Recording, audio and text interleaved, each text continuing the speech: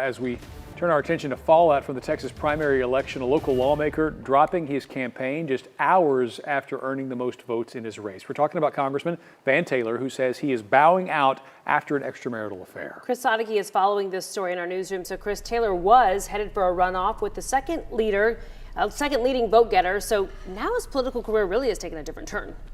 Boy, it sure does, Kara. Ahead of Tuesday night's primary, U.S. Congressman Van Taylor was one of those moderate Republicans that faced challenges from within his own party.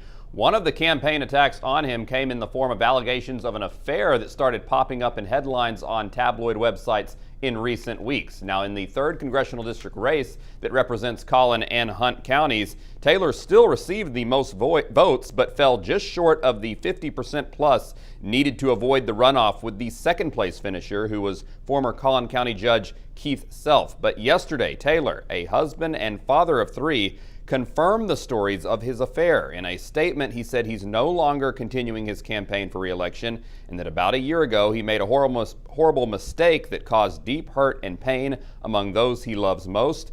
That he had an affair that was wrong and the greatest failure in his life. Taylor had a reputation of working across the aisle in Washington, a record that brought criticism from his primary challengers, particularly Taylor's support of the January 6th Commission. He's expected to finish his term, but we talked to Keith Self, who told us Taylor called him to tell him personally that he's bowing out. This transcends politics.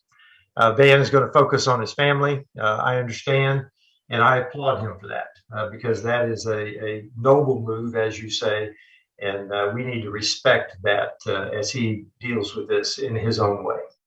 As for what this means for the election, Taylor has until March 16th to officially remove his name from the ballot, and Self told us that he expects to be given the nomination once that happens.